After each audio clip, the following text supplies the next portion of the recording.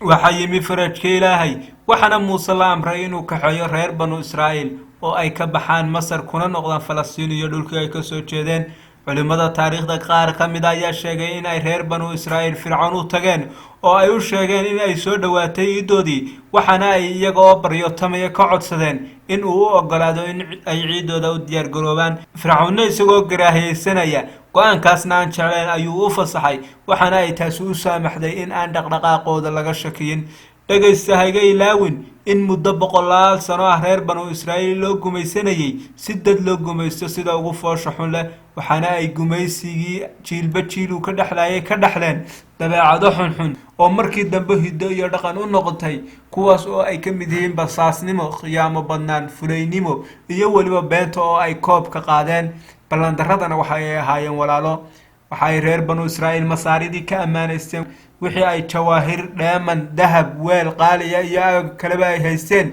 iyaga oo u sheegay in ay ciidooda kadib u soo celin doonaan waase ay la baxsadeen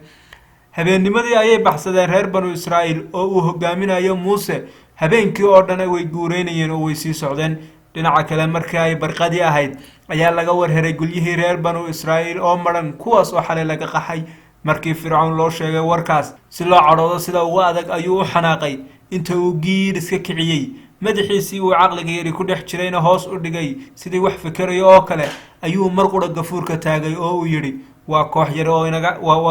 inaga cadhaysiinaysa waana in aynu tusnaa awoodeena oo soo qabanaa Fircoon waxa uu amray in dhammaan ciidamadiisa la isugu yeedho sida ugu dhaqsaha badan leh waxaana saacado gudahood isugu yimi ciidankiisii awoodda badnaa sidoo kalena waxa uu diray magaalooyinka dhambaal waxaana uu faray in ay shacabkuna hubkooda soo qaataan isagoo u ballan qaaday in qof kasta oo ka qayb gala dagaalkaas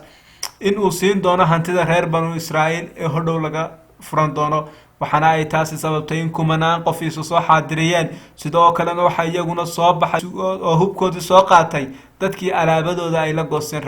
reer banu Israa'iil waxaana Muuse ka soo dabaduulay col cadadkooda iyo tiradooda Ilaahay uu og yahay oo uu hogaaminayo Fircoon oo markaa ka talinayay dawladii xilliga ugu awoodda badneed adduunka aynu dib ugu yara noqonay habeennimadii ayay Muuse iyo qoomkiisii wadadii ka yaraan badeen waxoogaa markii ay dawaqeen waxa ay xasuusteen dardaarankii Nabi Yuusuf kaas oo ahaa reer banu Israa'iil oo marka aad ka baxaysaan Masar hilbahayga iyo meydkayga sii qaado oo ku aasa halka ay awooyaashay ku xabaalan yihiin dadaal dheer kadibna waa la helay xabaashi Yuusuf oo islaan ka mid ahayd reer banu Israa'iil oo aad u weyn ayaa garatay kadibna inta laga saaray ayuu Ilaahay wadadii saxnay tusay wax ay reer banu Israa'iil sii socdaanba waxa ka hor timi oo soo oday badii waa xilli casar ah waxaana xaggii dambe ay ka yimaadeen ka soo muuqday siigadii ay kicinayeen ciidankii uu watay Fircoon kuwaas oo iska daa tiradooda guud inta fardaha wadato oo kaliya lagu sheegay 100,000 oo qof reer banu Israa'iil awalba iimaankoodu xoog ma lahayn kalsoonida kuma ay qabin Muuse iyo Ilaahay waa ay baqeen waxaana ay arkeen dhinacna in ay badii ka soo oday jihooyinkii kalena ciidankii Fircoon uu kaga soo socdo siigadii sida ay marba u soo dhawaanaysay ayaa la isku muuqday labadii colna indhaha ayaa ay isku qabteen inta ay soo yaaceen oo ku xoomeen Muuse ayay ku yiraahdeen reer banu Israa'iil Muuse oo leena qaqabay oo leena soo gaad Muusena isagoo degan ayuu ku yiri maya waxa garabkayga jooga Ilaahay isaga ayaana badbaadinaya isla judhiba waxa soo degay farajkii Ilaahay waxaana Muuse lagu amray ushiisii mucjisada ahayd inuu ku dhufto badda isla markiiba badii waxa ka jeexmay 12 wado waxaana kala maray 12 jilib ay reer banu Israa'iil ka koobnaayeen kuwaas oo ka soo kala jeeday 12 wiil ee u dhalay Nabi Yaqoob alayhi salaam badii markii ay ka jeexmay 12 wado waxa uu Ilaahay u soo diray dabayl taas oo ka dhigtay wadooyinkii kuwa qalalan si aanay fardaha iyo dadkuba ugu siiban qoyaankii biyaha waxaana uu dhulkaas noqday ciid kaliya ee weligeed maalin qura qorraxda aragtay waana maalinta uu Ilaahay badda wadooyinka ka jeexay reer banu Israa'iil waxa ay dhex mareen badii oo biyaheeda aad moodid buuro waaweyn subhanallah Ilaahay awood iyo itaal badana markii ay ka baxeen ayuu Muuse damcay inuu ku dhufto ushiisii si ay baddu sideedii ugu noqoto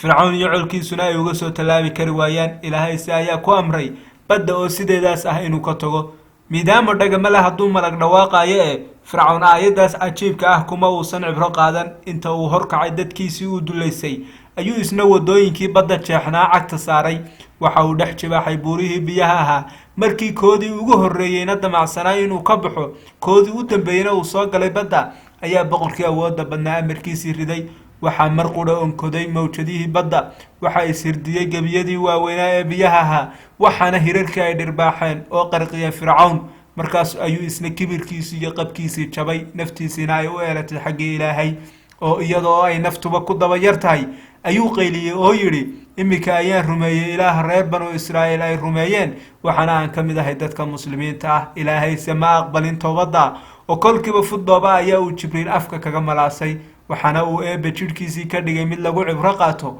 oo ilaa qiyaamaha yaalla si loo arko itaal darrida bini'aadanka.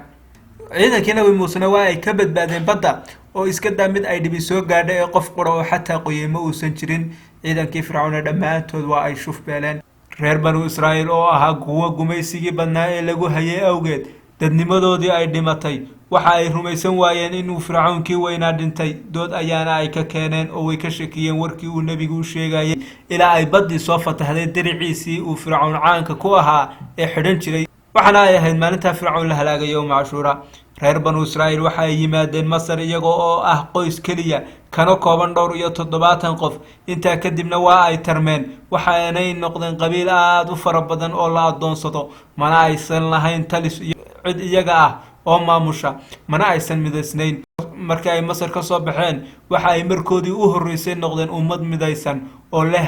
hal hogaamiye oo u taliya, kaas oo iyaga ka dhashay. waxaana ay taasi ka mid tahay nimcooyinkii waaweynaa ee uu eebbe ugu galladay.